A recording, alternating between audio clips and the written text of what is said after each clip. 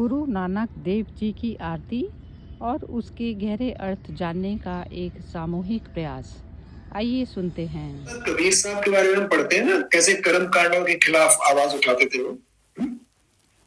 तो ऐसे ही नानक भी सेम उसमें थे, लीग में। ये क्या करते थे नानक जी? वो उदासियां करते थे। उदासी का मतलब है they he used to spiritual travel everywhere. He was born in Nankana Sahib, Pakistan. तो इन सब जगह ट्रेवल करते हैं। उनकी पहली 4 उदासियां हुई थी टोटल। तो पहली उदासी हुई थी उनकी आसाम की तरफ, यानी कि पाकिस्तान से आसाम तक घोड़ों में पैदल से गए होंगे। उस वक्त कुछ और था ही नहीं, 5-5.5 साल पहले। तो आसाम तक गए, वेस्ट बंगाल गए। फिर दूसरी उदासी उन्होंने की साउथ में। साउथ में श्रीलंका तक गए, साउथ इंडिया ट्रेवल करते हुए श्रीलंका तक गए। तीसरी उदासी गई थी वेस्ट में। वेस्ट में यानी कि बगदाद, मक्का, मदीना, वहां तिब्बत, वहां तक गए। और फिर तिब्बत सॉरी नॉर्थ वाले में गए ऊपर। फिर नॉर्थ में गए कश्मीर की तरफ, वहां पे तिब्बत वगैरह गए। तो ये 4 उदासियां मेनली उनके लाइफ में है। जो क्या करते थे, वो लोगों से जाके मिलते थे, स्पिरिचुअल टॉक देते थे, करते थे। I don't know whatever it is, they used to share his views about divine and all everything. So divine journey it was. तो जो दूसरी उदासी थी उनकी, वो थी साउथ की तरफ, श्रीलंका तक। उसमें वो पुरी में जगन्नाथपुरी मंदिर गए। तो पुरी में जगन्नाथपुरी जब मंदिर गए तो he saw aarti happening there. तो आरती कैसे करते थे जगन्नाथपुरी में? थाली में ना सब दीपक, मोती, धूप, चावल, ये जो भी चीजें हैं, दीपक और सब चीजें थाली में रख के, जैसे आजकल करते हैं सेम वैसे ही वो वहां आरती करते थे मंदिर में, जगन्नाथपुरी में। तो वहां इन्होंने इस आरती का उच्चारण किया। तो इसको समझते हैं क्या उनका मतलब था आरती से। उनकी आरती थी गगन में थाल। मतलब वो क्या कहना चाहते थे? बेसिकली ये कहना चाहते थे कि जो तुम कर रहे हो ये बाहरी है, जब तक अंदर नहीं जाओगे तब तक इसका कोई बेनिफिट नहीं है, फायदा नहीं है, कुछ करने की जरूरत भी नहीं। इस तरह से उन्होंने बताने की कोशिश की है। तो वो क्या बोल रहे हैं? गगन में थाल रवचन दीपक बने तारिका मंडल जनक मोती। गगन एक थाल है, जो आसमान है, आकाश है, वो एक पूरा थाल है। रवचन दीपक, रव मतलब सूर्य और चंद्रमा, दीपक है दो उस थाल के, दीपक है। बने तारिका मंडल जनक मोती, यानी कि जो तारे हैं वो मोतियों के समान थाली में पड़े। जो आसमान में तारे हैं वो मोतियों के समान उस थाली में पड़े हुए। धूप मल आवनो पवन चबरो करे। धूप मतलब खुशबू, सुगंध, अगरबत्ती होती है ना, या धूप होती है, वो चंदन की जो पेड़ है धरती पे लगे हुए, वहां से आ रही है खुशबू। तो वो धूप होगी उनके कंपैरिजन में है? उसके बाद लिखते हैं पवन चबरो करे। आपने देखा होगा वो एक हेयर, वाइट हेयर्स का एक ऐसे आता है वो, मेरे ख्याल से वीडियो ऑन करता हूँ थोड़ा ज्यादा क्लिप बेटर रहेगा। या वो ऐसे करके जो घुमाते हैं ना, आपको देखा होगा मंदिरों में, गुरुद्वारों में, हाथ में एक छोटा सा हैंडल होता है, उसमें आगे बाल लगे होते हैं काफी सारे। ऐसे करके रिस्पेक्ट के लिए, गुरु की रिस्पेक्ट के लिए ऐसे करके, अगर आप गए होंगे, आपने किसी ने देखा होगा ऐसे करके घुमाते हैं, ऐसे करके चंवर। हाँ, चंवर। गुरु ग्रंथ साहब के पास करते हैं, या कहीं मूर्ति के किसी मतलब किसी बड़े आदमी को रिस्पेक्ट करने के लिए ये चवरो करते हैं। तो ये चवरो जो है ये पवन कर रही है, यानी कि जो हवा चल रही है वो ही चवरो कर रही है। उसके बाद सगन बन रही फूलन ज्योति। जो सारे जंगल है, वन है, बाग बगीचे हैं, कुछ है, तो फूल है। तो उस थाली के फूल हो गए। तो उसमें सब फूड भी आ गया, खाने पीने का सामान भी आ गया, चावल भी आ गए, सब कुछ आ गया, यानी कि फूल भी आ गए, सब मिलके थाली एक तरह से कंप्लीट हो गई। उसके बाद बोलते हैं कैसी आरती हुए भव खंडा तेरी आरती। मतलब ये आरती कैसे हो रही है, यानी कि ये जो यूनिवर्स में जो आरती हो रही है वो रियल आरती है, असल में तुम्हारी आरती हो रही है। यानी कि इतने सारा कुछ बनाया गया है, सब कुछ किया गया है रिदमिक सिचुएशन। यानी कि रिदम का मतलब होता है जैसे ताल में, जैसे म्यूजिक है, म्यूजिक जैसे नॉर्मली स्वर में होता है, लेकिन स्वर को जब तक ताल में नहीं डाला जाए तब तक वो म्यूजिक नहीं होता। जब वो ताल में नहीं होता है तो शोर शराबा है, then it is not a real music, वो खाली शोर है, साउंड है, समझ लो। तो लेकिन जब ताल में आ जाता है तो वो म्यूजिक बन जाता है। तो ऐसे ये सब यूनिवर्स ताल में चल रहा है, यानी कि अर्थ रोटेट हो रही है, सन के चारों तरफ जा रही है, मून अर्थ के चारों तरफ रोटेट हो रहा है। ये ताल रिदम है। ऐसा नहीं होता है कि कोई कभी क्या हो गया, कभी क्या हो गया, अचानक ऐसे नहीं, मतलब एक पूरे ताल में नॉन वे में सब कुछ चल रहा है, अपने आप चल रहा है, अपने आप हो रहा है सब कुछ। तो कोई करने वाला नहीं है, जो करने वाला है वो अदृश्य है इस वक्त। तो सब कुछ अपने आप हो रहा है, रिदम में हो रहा है। तो ये सब आरती तुम्हारी हो रही है। तो this universe is doing all Aarti for you.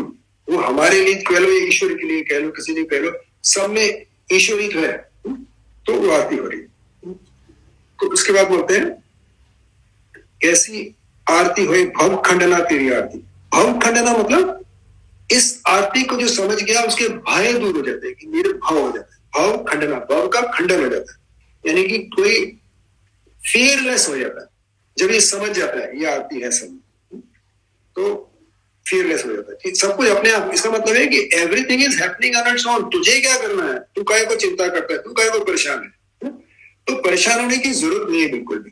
तो यू इन भय को तोड़ देता है जो ये जब when we understand this, क्या मतलब है आरती का।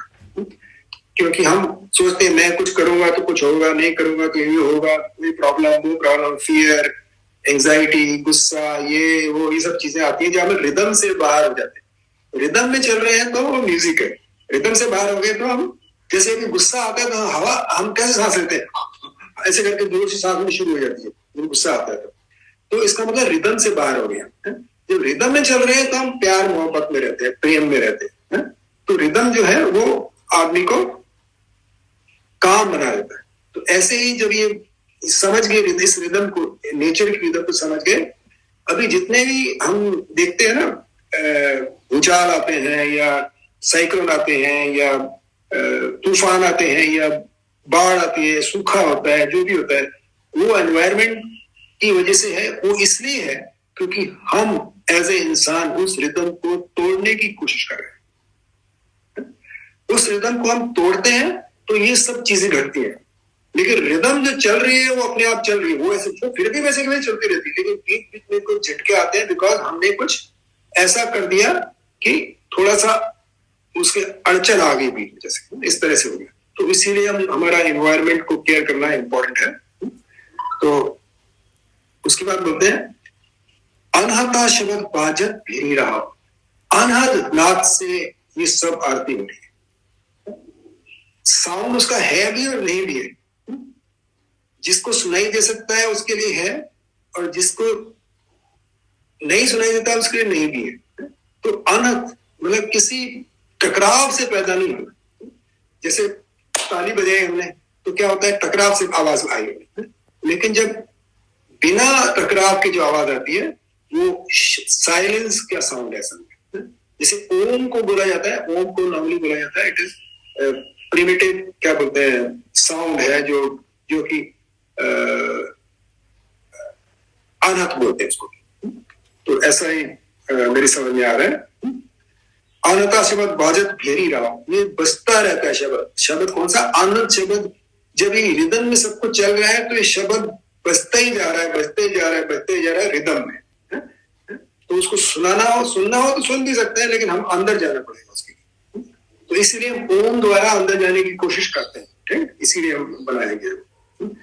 सहज तब नयन, ये हो गया आरती के बारे में। उसके बाद वो क्या कर रहे हैं, वो बता रहे हैं कि हम भगवान जो ईश्वर है वो सरगुण भी है और निर्गुण भी है। तो कोई उसको सरगुण मानता है, कोई निर्गुण मानता है, कोई दोनों मानते हैं। तो we have to understand how it is sargun and nirgun. सहज तब नयन, नन नयन है तुही को। तेरे हजारों आंखें हैं, तेरी हजारों आंखें, इसका मतलब है कि हमारी सबकी आंखें मिला के उसकी आंखें होगी ना। तेरी हजारों आंखें हैं, नन नयन है कोई तुही को, और तेरा एक भी आंख नहीं है। जब जब निर्गुण हो गया तो एक भी आंख नहीं है, सरगुण हो गया तो हजारों आंखें। तो ये दो रूप हुए एक तरह से, निर्गुण और सरगुण। सहज मूर्त ननायक तुई, हजारों मूर्तियां नहीं, हजारों शक्लें, हजारों आकार हैं। हर चीज का आकार है ना, यहाँ पे पहाड़ है, पौधे हैं, इंसान है, जानवर है, शेर है, बिल्ली है, जो भी है, उनके सबके अलग अलग आकार, हजारों आकार है, तेरा एक भी नहीं। यानी कि निर्गुण में वो आकार भी नहीं है, कुछ है ही नहीं वहां पे, और सरगुण में सब आकार ही आकार है। सहस मूर्त नायक तो ही हो गए, सहस पद विमल रंग, एक पद गंध बिन। पद विमल, सहस पांव, पांव है, हाथ है, और एक पल गंध में, सब मतलब जब निर्गुण चले जाते हैं तो वो भी नहीं। सहज तब गंध इव चलत मुहि, हजारों खुशबुएं हैं, हजारों खुशबुएं हैं जो कि सरगुण रूप में है, लेकिन जब निर्गुण रूप में वो खुशबू भी नहीं है, वो भी नहीं। उसके बाद है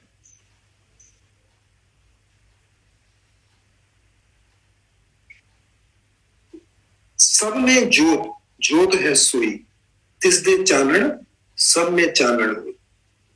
ये बताना चाह रहे हैं कि सब में जो ज्योति जल रही है, हर किसी जीव में, एक पौधे से लेकर एक इंसान तक, पौधा भी एक जीव है, तो पौधे से लेकर इंसान तक जो भी जीव है उनमें जो ज्योति जल रही है, उसमें बोल रहे हैं सब में ज्योत, ज्योत है सोई। सब में जो ज्योत जल रही है वही एक ज्योत है, एक ही है सिर्फ।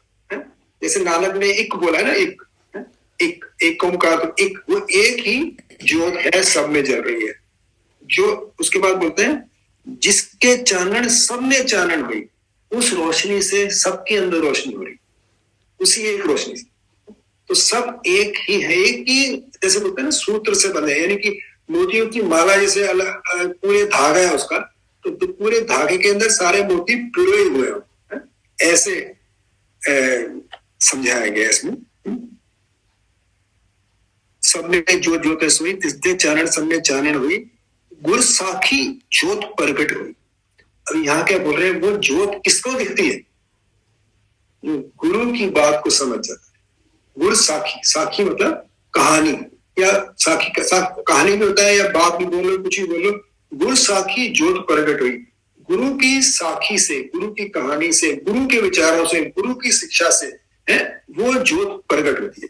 प्रगट मतलब सामने आ जाती है, नहीं तो हमको वो ज्योत नजर नहीं आती है। हम जो वॉयलेंस कर रहे होते हैं या जो भी गलत उल्टे सीधे काम कर रहे होते हैं, तब वो ज्योत नजर नहीं आ रही होती, बस ये समझ। तो गुरु की साखी हमने नहीं पढ़ी, इसीलिए हम वो ज्योत को नहीं पहचान सकते, तो इसलिए हम सब गलत काम करते हैं। ज्योतिष भावे सो आरती, आरती असली आरती वही है जो इसको समझ गया, जो उसको भा गया, जो उसको समझ गया, वही असली आरती है। उसके अलावा हम थाली से जितनी मर्जी आरतियां कर ले, जब तक अंदर नहीं जाएंगे या ये समझेंगे नहीं जो रिदम से चल रहा है, जो आरती हो रही है अपने आप, उसको नहीं समझेंगे, तब तक हम उस आरती करने का कोई फायदा नहीं है, यही बोल सकते हैं। हर चरण कवल मकरंद लोभित मनो, अंदिन मोए हाई प्यासा। मैं मतलब फिर अपने बारे में बता रहे, मैं इतना प्यासा हूं। प्यास एक होती है भूख, एक गलत काम, एक होती है प्यास ईश्वर से मिलने की, या उस आवाज सुनने की, आनंद जो आवाज है वो सुनने की प्यास, या फिर प्रेम की प्यास हो। ये सब प्यास के बारे में बताया गया है। हर चरण कमल मकरंद लोभित मनो अनदिनो मोही आई प्यासा। मैं उस चरण कमल के लिए तरस रहा हूं, मेरी इतनी जबरदस्त प्यास है। फिर अल्लाह से बोलते हैं कृपा जल दे नानक सारंग को हुई जाए तेरे नाम वासा। सारंग बोलते हैं एक जातक पक्षी होता है। जातक पक्षी क्या है? वो जो नीचे से पानी नहीं पीता कभी, वो जब बारिश होती है बूंदें गिरती है तो मुंह ऊपर करके खोल देता है आ करके, तो उसके अंदर बारिश की बूंद गिरती है चातक को, तो चातक सिर्फ वही पानी। तो नानक अपने आप को है चातक बताने की कोशिश कर रहे हैं कि मैं वो चातक हूं, वो है बोलना चाह रहे हैं कि कृपा जल दे नानक सारंग को। हे नानक सारंग को कृपा जल दे, उस चातक को कृपा का जल बरसा, हुई जाए तेरे नाम बसा। तो तेरा नाम ही बस जाए मेरे अंदर, वही सब हो जाए, बस मैं एक हो जाऊं तेरे साथ। तो ये बेसिकली इसका मीनिंग निकलता है। लेकिन इसको किसी भी तरीके से समझा जा सकता है, किसी भी एग्जाम्पल से किया जा सकता है। कोई भी दुनिया में जो भी हम कर रहे हैं इसमें सब कुछ सम्मिलित है एक तरह से, कोई ये बोल सकते। तो अभी मैं मेरी तरफ से हो गया मैंने, तो आप लोग अभी एक एक करके जरा डिस्कस कर सकते हैं इसके बारे में। तो सरिता जी आप जरा टेक ओवर कर लीजिए, जरा देखिए। ये दीपा से ही शुरू करते हैं, पहले सबसे सब कर लेते हैं, फिर उसके बाद में लास्ट में बोलती हूँ मैं। ठीक है दीपा, आप शुरू करो बोलना।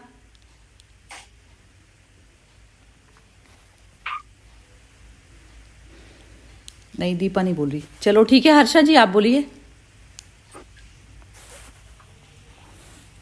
हाँ, अभी मैंने तो इतना अच्छा लगा वो आरती का जो उन्होंने कहा वो बहुत अच्छा है कि एक्चुअली एनीथिंग डीपर सिग्निफिकेंस से हम लोग कुछ भी आरती भी करते, भगवान का नाम लेते, तो जब तक अपने अंदर परिवर्तन होकर हम उस चीज को पहचानते नहीं है ना, तब तक एक रिचुअल में ही रह जाता है सब। ये जैसे बाहरी क्रिया जैसे रह जाती है, पर अंदर से जब भाव बदली होती है, जब हमारे अंदर थोड़ी सोच बदलती है, तो जो भी कार्य हम करेंगे, even if it is worship और एनीथिंग ना, अवेयरनेस के साथ जो आती है उसका डेप्थ बहुत बढ़ जाता है। तो मैं एक ऐसे शेयर करना चाहती हूँ कि जैसे समाधि में है, आप सिंह साहब जब आप आश्रम जाते हैं ना, तो बहुत रिस्ट्रिक्शंस आ गई है, पर mother never wanted this to be like that. She wanted the samadhi to be a place of access for everybody. पर थोड़ा डिसिप्लिन में जब आदमी नहीं रहते तो थोड़ा रूल्स रेगुलेशंस आ गया। But she was against any institutionalisation of any form of activity in the ashram samadhi. But ये सब हो ही रहा है because human beings like to be compartmentalised. इन लोगों को वो आदत नहीं है कि हम अपने अंदर के अवेयरनेस से अपने को डिसिप्लिन करें। तो आप जो कह रहे हैं, जो नानक साहब का जो था ये आरती का, जगन्नाथपुरी जब वो गए थे तो पूरा गगन विशाल ना, तो वो ही है कि संपूर्ण universe is like rhythm of the gods. और हम लोग उसमें जैसे बोलते हैं ना कि ढल जाते हैं तो हमें वही अंदर की झनकार बहुत सुंदर सुनाई दे सकती है। ऐसे मुझे समझ में आया आपकी थोड़ा भाषा में, तो हिंदी बहुत पुअर है, बट स्टिल यू नो। नहीं ठीक है, बहुत ही सुंदर कह रही हैं आप। चलिए वो बोलेगी मोना। मोना बोलो। नहीं जी अभी नहीं बोल पाऊंगी। ओके ठीक है, नीलम जी आप बोलिए।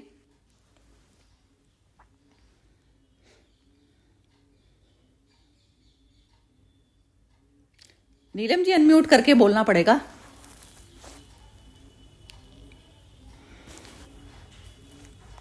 चलिए नीलम जी भी नहीं दिखाई दे रही। ठीक है विमी आप बोलिए। हाँ जी, जो मुझे समझ आया कि वही कि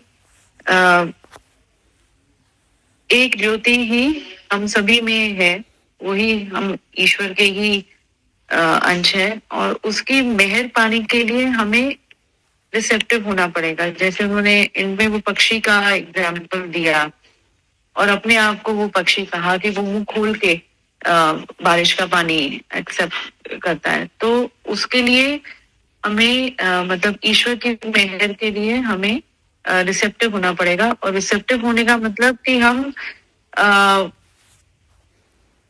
उसमें जैसे उसको उसमें पूरी तरह से अपने आप को मतलब जैसे सरेंडर अपने आप को करना पड़ेगा। तो हाँ, मुझे यही समझ आया। सरेंडर भाव मतलब अपना बिल्कुल,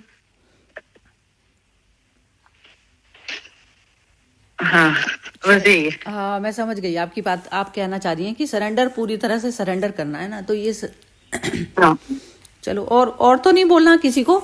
जैसे हाँ, नीलम जी आई, नीलम जी आई हाँ, मेरे नीलम ख्याल जी बोलिए। हाँ जी, इसका जो मुझे भाव समझ आया कि आप भगवान बोलिए, सुपर नेचुरल पावर बोलिए, नेचर बोलिए, कोई मूर्ति बोलिए, कोई देवता बोलिए, कुछ भी बोलिए, जो सुपर नेचुरल पावर है उसका खेल चल रहा है। आप उसमें इंटरफियर करेंगे तो वो पलट के आपके ऊपर नुकसान देगा।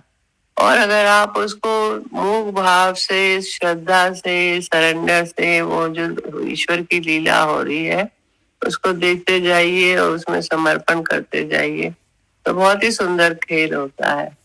और ये जो खेल है ये ऑटोमेटिक हो रहा है, इसमें हमारा ये म्यूट हो गया शायद आपका, नीलम जी। Sorry. हाँ, म्यूट हो गया, ठीक। ऐसे कर लें, ठीक हो जाएगा, तो कुछ नहीं होता है। जो वही होता है जो उसकी रजा होती है। जो सिस्टम चल रहा है वो सिस्टम ही चलता रहता है। तो कंप्लीट सरेंडर, कंप्लीट श्रद्धा से हमें अपना समर्पण करना है और उस खेल को एंजॉय करना है। जो हमारा रोल है उसमें करते जाइए और एंजॉय करिए, साक्षी भाव से उसको देखते जाइए। इंटरफेयर करेंगे तो हम ऊपर वाले का खेल बिगाड़ेंगे। उसने बहुत सुंदर खेल रचा है हमारे लिए, उसको देखते जाइए और राजी रहिए उसकी। मेरा तो अल्टीमेटली यही आ जाता है कि हमको प्रैक्टिस करनी है। मैं कुछ नहीं, सब कुछ वो ही है। जय श्री कृष्ण। हाँ, ये जो आप बोलती है ना कि सब कुछ वही है, तो उसी भाव पर आकर बस वो होता है कि जैसे खेलने वाला भी वही और खेल भी, मतलब खेल और खेलने वाला वही, तो एक ही हो गया। जब तक मैं उसमें मर्ज नहीं होती तो मेरे कर्म बाहर की तौर से जो है बदलते नहीं हैं। तो जब तक वो मेरे कर्म बदलते नहीं, सब में एक ही ज्योति को देखे बिना जो मैं कर्म करती हूँ, और जो माइंड के शोर से करती हूँ मैं कर्म, जो मेरा माइंड शोर में चला गया, जैसे बाहरी कोई भी सिचुएशन आती है और उसमें मेरे माइंड में विचार आ जाता है, तो विचार आने पर जो भी कर्म होता है मैंने इंटरफेरेंस कर दी उसमें। अब क्या है कि जैसे बिल्कुल साक्षी वाले तत्व में आप स्थित होकर जो भी कुछ करते हैं, तो साक्षी स्थित में ऐसा होगा कि जैसे आप टोटल अर्थ एक थाल की तरह से बता दिया इसमें, और सभी जो है मतलब इवन ये जो चांद सितारे नहीं, टोटल ही जितने भी जीव हैं वो तारे हो गए टोटल, और चंद्रमा और सूरज जो हो गए, दीपक और वो हो गए, ये सब बता दिया। और जो बीच की जो आरती करने की जो अंदर से जो एक धागा पिरा हुआ है ना, धागा मतलब आप लौ कह दीजिए या दीपक की लौ कह दीजिए, लेकिन वो कहते हैं जो एनर्जी है वो बिन बाती बिन लौ है। तो वो उसको कुछ नहीं चाहिए, उसको कुछ जलने के लिए ना वो चाहिए। तो सब ही भूतों में वो बैठा है। अब सभी भूतों में बैठा है, मेरे में भी बैठा है, और मैं ही ऑपरेट कर रही हूँ उस चीज को, बॉडी को। तो जैसे ही जब तक मेरा एक वाला भाव नहीं आता है तो मेरे कर्म में क्या होता है, इंटरफेरेंस आ जाती है। बीच में मेरा मन आ गया, तो जहाँ ही मन आ जाता है तो मन जो है वो उसको मन को वो करा जाता है। तो उसमें कोई किसी से बदला लेने नहीं बैठा है। वो सब कुछ क्या होता है कि जहाँ पर भी मैं अपने स्वरूप को भूली, और वहीं पर ही जो है मेरा जो है काम खराब हो जाता है, क्योंकि मैंने इंटरफेरेंस कर दी। इंटरफेरेंस क्या कर दी, माइंड को बीच में ले आई। तो अब माइंड को बीच में लाते, जैसे ही मैं अपना साक्षी में बैठ, साक्षी वह स्थिति है जहां पर आप शरीर से ही परे बैठकर देखते हैं, क्योंकि ज्योति जो है वो वैक्स हुआ ना, शरीर वैक्स हुआ और ज्योति मैं हुई।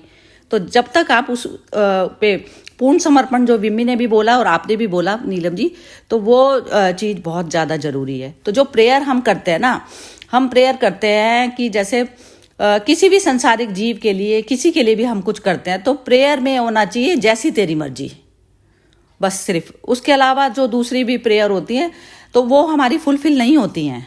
फुलफिल वही होगा जो उसकी मर्जी होगी। तो जब जब इन मनुष्य को ये समझ आ जाता है ना, तो फिर उसके कर्म में परिवर्तन आता है करने में। तो जो भी अहंकार भाव से जो कर्म किए जाते हैं तो उसमें यही है। तो उसमें जो गंध कहते हैं ना, जैसे ये जो गंध होती है, गंध उसकी होती है जो आकाश की तरह से, जो आकाश में जो उसमें जो चातक का जो पशु उसके बारे में बताया, जिसको प्यास संसार की नहीं रही, कोई भी संसार की प्यास नहीं रही है, तो वो उसका मतलब वो ऊपर चेहरा करे या नहीं करे, मतलब वो सिर्फ परमात्मा को ही पीता है हर समय। परमात्मा उस दशा का नाम है जहां पर शरीर की कोई रिक्वायरमेंट आप करते हैं, एक बेसिक लेवल पर करते हैं, लेकिन आपकी इच्छा नहीं रहती है वो चीज़ की, क्योंकि आप स्वरूप में ही मर्ज होने की सिर्फ आपकी चाहत रह जाती है। वो प्यास जिसकी जग जाती है, तो गुरु नानक उस प्यास की बात करते हैं। तो ऐसा यात्रा पे जो चल रहा होता है ना, तो उस मनुष्य के कर्म भी एक ऐसा होता है कि वो उसके कर्म भी इस तरीके से होता है कि दूसरे लोगों का भी, सबका जो है ना, जैसे कहते हैं वो सब, वो भी उसी लाइन में, या उनकी सुगंध जो है जिसको मिलने लग जाती है उन पुरुषों की, गुरु नानक जैसे पुरुषों की जिनकी सुगंध मिल जाती है, तो उस सुगंध से भी परिवर्तन आ जाता है। जैसे कहते हैं ना, एक पार्क में कोई फूल खिले हुए हैं, तो आप जैसे थोड़ा नज़दीक जाते हैं तो वो सुगंध आपको अट्रैक्ट करती है। तो ऐसे गुरु नानक की जो खुशबू होती है वो अट्रैक्ट करती है उन पुरुषों को जो इस प्रकार से मन से अपने फ्री हो जाते हैं। तो वैसी सुवास जो है बुद्धों में और इनमें होती है। तो वो सुवास से अब मनुष्य के मन में परिवर्तन आता है। बहुत बुरा भी मन होता है, लेकिन यदि उनको ऐसा वाले पुरुषों का संग मिल जाए तो वो सुवास से वो भी बदल जाते हैं। तो वो फर्क पड़ता है बस। तो यही है कि हम लोग भी अट्रैक्ट आपस में हुए हैं ना जो, तो वो इसी वजह से हुए हैं कि कहीं ना कहीं मतलब शुद्धि तो है ही, शुद्धिकरण की तरफ भी जाने की भी प्यास है। इस कारण ही ये जो सारा जो ग्रुप बना हुआ भी है ना, तो यही प्यास है। हाँ जी, सिंह साहब आप बोलिए, बस अब मैं तो बोल चुकी। हाँ, वही आपने जो बहुत बढ़िया बोला, सबने अच्छा बोला, एवरीबॉडी इज वेरी वेल। तो वही संगत का मतलब है, जैसे सत्संग करते हैं, साथ गुरबानी में बोलते हैं साथ संगत है, साधुओं की संगत, सत्संग सत्य का साथ। तो वही संगत जो आपने बोला ना, संगत से ही सब कुछ होता है। आपकी संगत खराब है तो सब डावाडोल हो जाता है, संगत अच्छी है तो सब बढ़िया जाता है। तो ये संग जो है ना, साथ होना, ये बहुत सेलेक्टिव होना चाहिए। That is very important. हम जो ये सत्संग कर रहे हैं, ये असली सत्संग है। जरूरी नहीं है कि भजन गाना या करना वही सत्संग होता है। जो भी हम डिस्कस करते हैं डिवाइन के बारे में, डिवाइन नेचर के बारे में, वो सब सत्संग ही कहलाता है। तो आपने बिल्कुल सही बताया। बाकी अभी और किसी को फिर कुछ बोलना हो तो बोल सकते हैं, नहीं तो सरिता जी आप देखिए क्लोज कर सकते हैं।